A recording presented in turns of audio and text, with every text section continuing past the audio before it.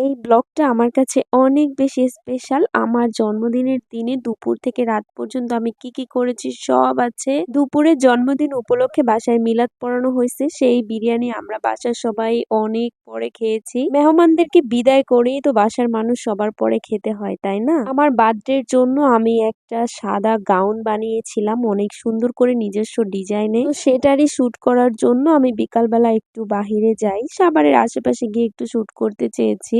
সাভার স্ট্যান্ডে যাওয়ার পর আমার মনে হলো যে আমি একটু সিটি সেন্টারে যাই, আমার কিছু কেনাকাটা আছে।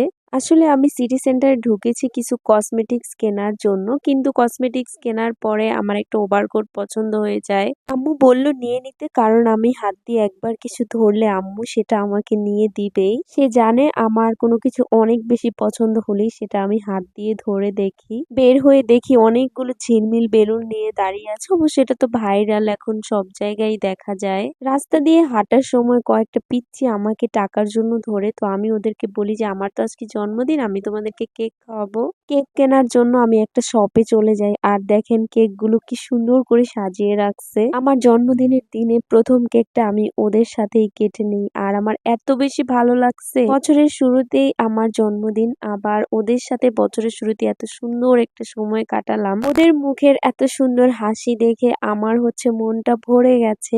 আমার যদি সামর্থ্য থাকতো তাহলে ওদের মতো যারা আছে সকলের মুখে হাসি ফোটানোর ব্যবস্থা আমি প্রত্যেক দিন করতাম, কিন্তু ইচ্ছে থাকলেও উপায় হয় না, সবকিছু সব সময় সম্ভব হয়ে ওঠে না। তবে এই ছোট্ট জীবনে মানুষের কাছ থেকে দোয়াটাই আসল, আর কিছু না। এরপর আমি বাসায় চলে আসি, সন্ধ্যা হয়ে গেছিল সেজন্য। বাসায় এসে দেখি আমার ভাইয়েরা আমার জন্য কেক মিষ্টির অনেক আয়োজন করেছে।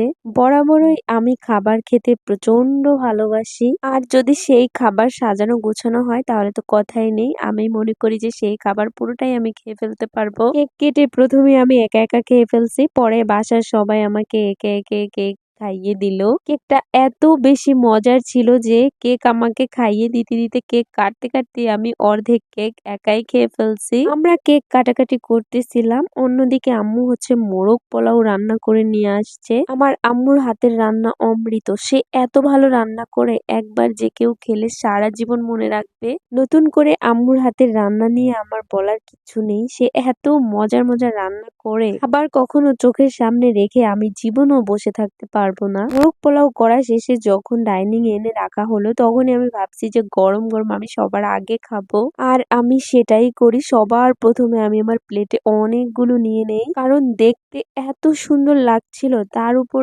স্মেল। অনেকগুলো না নিলে তো পরে যদি আমি না পাই। শীতের দিনে গরম গরম খাবারের কোনো তুলনা নেই, আর যদি হয় নিজের মায়ের হাতের পরম যত্নে রান্না করা কোনো খাবার। আম্মুর হাতের প্রত্যেকটা রান্না এত বেশি অসাধারণ হয়, সে যদি ডাল রান্না করে সেটাও অনেক বেশি মজার হয়। আসলে তার হাতের রান্না প্রত্যেকটাই অসাধারণ হয়। মা তো মাই, তার মতো কেউ এই পৃথিবীতে হবে না, তার আসলে কোনো তুলনা নেই। দুপুরবেলা 50 জন মানুষের বিরিয়ানি রান্না ছিল, মানে মিলাদে আর কি আসবে মেহমানরা, সেই জন্য সে সকাল থেকে সেই সমস্ত কাজ করেছে একা হাতে। তারপর আবার বিকালবেলা আমাকে নিয়ে একটু বাহিরে গেল, আবার সে এসে আমরা কেক কাটতে কাটতে কত সুন্দর ভাবে মোরগ পোলাও রান্না করে ফেললো। আসলে আমার আম্মু হলো মহিয়সী নারী, যার কোনো তুলনা নেই। আমার এই জন্মদিনের ভিডিওতে আমি আপনাদের কাছে একটা জিনিসই চাইবো, আপনারা আমাকে একটু বেশি বেশি দোয়া করবেন। পৃথিবীতে সব কিছু অস্থায়ী, তবে দোয়াটাই আসল,